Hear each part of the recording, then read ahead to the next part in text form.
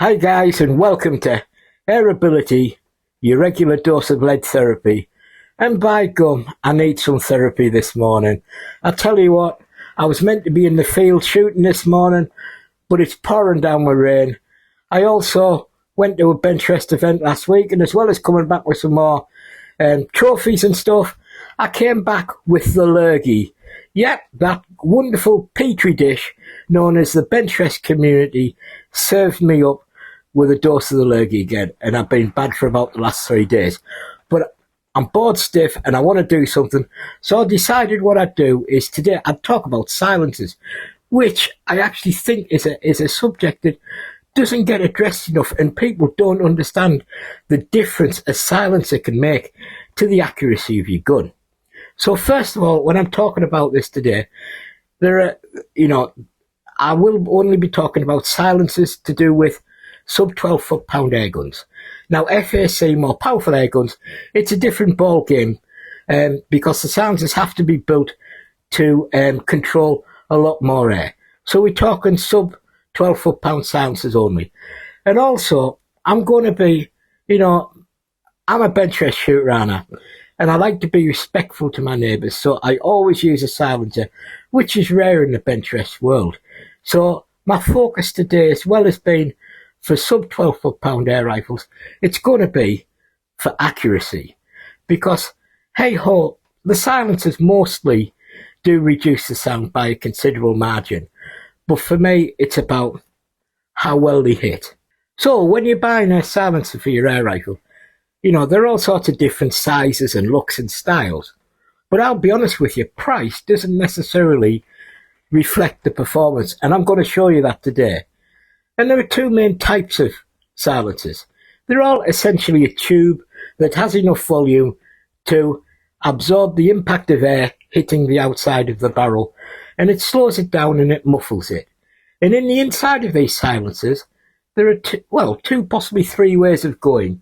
There's one way where you get a central core that the pellet passes through, and it's wrapped with a sort of soundproofing lagging, and then at various intervals, depending on how long your silencer is, they pass through a baffle like this, and so on, right? So for instance, that would be in the Virac silencer, are well known for this. What I will say is the base model of the Virac silencer, I know they do the XL and the XXL, which are absolutely superb silencers, but this base model is hard to beat, and this is what I use as my benchmark when I'm judging other silencers. What I will say is this will work well on most guns, and the sound reducing quality is genuinely hard to beat. One of the other types of silencer is, again, it's a tube, a bit like this Humour here, but inside there's no lagging. It is just baffles made out of metal or plastic which slow and diffuse the air as it goes through the tube. So that's the other type. And then there are some real, what I would call unimaginative silencers that are a complete void inside. And I've actually had no luck with them. They do reduce the sound, but accuracy can be an issue. So now we've explained, what goes on in a sub 12 foot-pound air rifle silencer. Should we have a look at some silencers? Now, just before we get on to the 4 silencers we're going to be looking at today, I just wanted to also highlight the differences. You get quite big ones like this Humour, right down to some custom built ones like this that are built for rifles with not a lot of clearance from the air cylinder to the barrel. Now, what I will say is, the volume of a silencer dramatically contributes to its noise reducing abilities. And as you can see, these bigger silencers, this won't hold a torch up to one of them, but it does take the crack off. And another honourable mention before we start with the more in-depth look at the silencers is that it's quite hard to get hold of and shuts to a silencer, an airgun silencer. And this is right up there with one of the silencers that I use to benchmark my other silencers when I'm testing them. Now, I am the Imelda Marcos of silencers and baseball caps, and I have many, many. And what I will say is, you might notice that some of the bigger brands are not going to be featured in this chat about silencers, and quite frankly, it's because I have owned them and I haven't been impressed. I usually stalk, the internet such as MeWe, etc., and look for cheap silencers so I can try them and get experiences of different brands. Now, let's get on to the 4 silencers we're going to have a look at in depth. Now, first of all, we have the Swift Stumpy. Now, this is a modular silencer, and this is my silencer of choice for bench rest. And why that is it's how flexible this silencer is and what you can achieve with it, and how you can customize it to get that extra bit of accuracy out. As you can see here, this is my Swifty Not So Stumpy. It's made out of the modular sections from other silencers, so it's kind of like 2 silencers put together. You can put as many sections as you want into one of these silencers to make it the desired length. You can also fill the voids with different types of media, air strippers, or even leave them blank to help you get a better level of accuracy. Also, adjusting the weight of these by putting extra modules on can fine-tune the silencer to your barrel. So this is my ultimate silencer. This is the silencer I use on my competition gun, and this is the silencer we're going to use as the bench rest today. So I had the silencer fitted to Tangerine Dream 2, and for all these tests I used exactly the same ammo and exactly the same conditions on my home range, and we're going to talk about the differences. So with this, I got 250 and 23x with my Swift Stumpy highly customized silencer. Now this is about as good as it gets for me. I did choke a little bit there. That one is my fault, but hey ho, we're not perfect.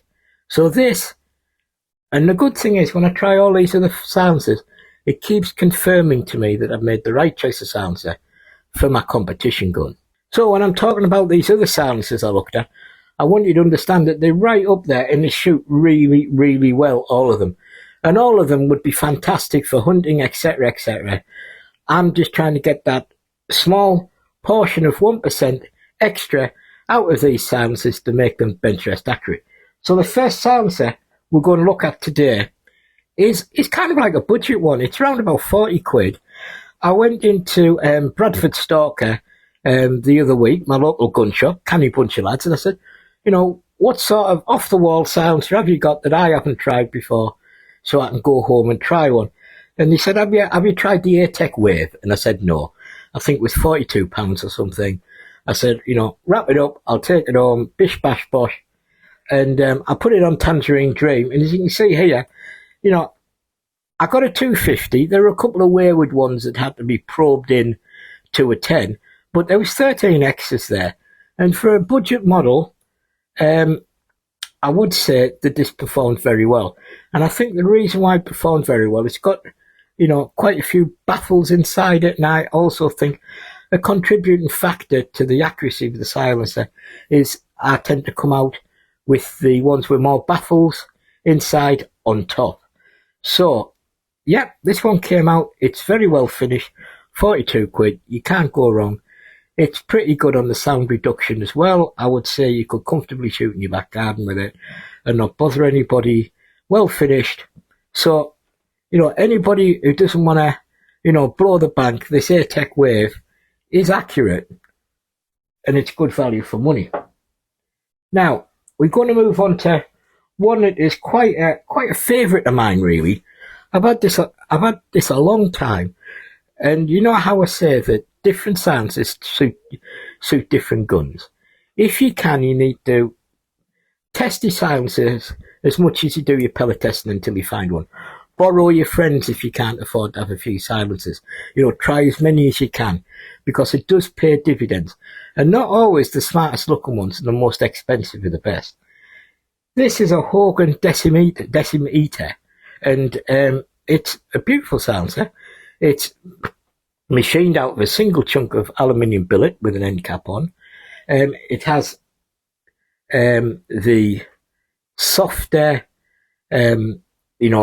Brillo pad filling for sound muffling, which is very, very similar to the Virac, and it performs very similar to the Virac, but it's a lot cheaper. I think this is about another £45 silencer. But what I like about it is it's nice and heavy, it steadies the barrel, it works nicely, and on my day-state pulsar when I had it, this was honestly top shelf. So in the test, let's see what it did in the test.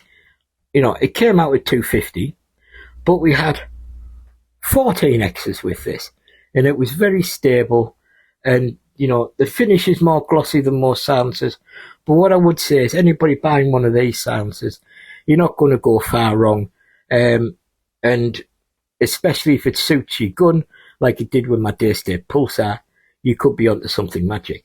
So again, from the cheaper end of the market, something that performs really well at 250 14X on my own home range.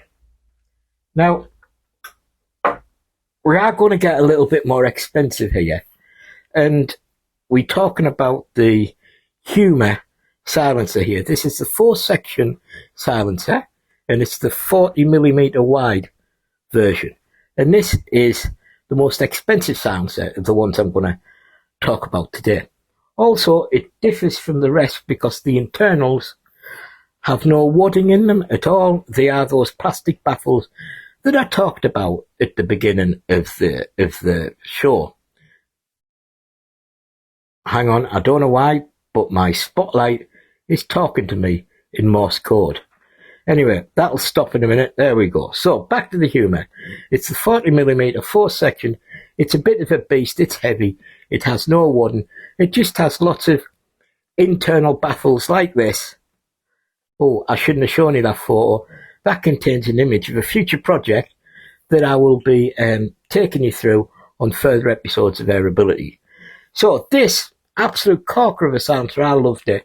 The build quality is there. You can tell it costs a little bit more than the rest of them by the finish. But this came out with a 250 18X, which is very close to my customised ones, and probably right up there with the best performance out the box of any silencer I've had. It has changed. They clearly have changed the model, because I owned one of these about 2 years ago, and they were full of muffling material inside, and they've taken all that out now, and it's just bare baffles going up the inside like this. Like I say, it got 250 18X. It's very heavy. It's very stable. It works well. I think over the winter months, this is going to deserve some further attention for me to see if I can just dial it in that last couple of X's. Now, thank you for letting me waffle on about silencers. But I will say again, choosing a silencer is as important as choosing your pellet and your scope, etc. if you choose to use a silencer, because every silencer works very slightly different on every rifle. For instance, these smaller silencers like this and this Airtech Wave will probably work better on a rifle where you have a shroud on it that already has absorbed some of the air from the end of the barrel before it goes through the silencer, because they're quite small and they will find it difficult to cope with a lot. Whoa. Because they're quite small and they will find it difficult to cope with a lot of air. I nearly dropped about 200 quid's worth of silencers there. Whereas the big boys like this, you're not going to get, you can't beat physics. These have got the volume to absorb the air and make them more silent. And in the case of the Humor and the Swift one, they have more baffles to strip the air from that pellet to make it even more accurate. So guys, until next time, I hope this little dabble into the world of Matt and his obsession about silencers and getting the right one has been helpful. Until next time, if the bloody rain ever stops, get out there and live that airgun dream. And take care. Bye-bye.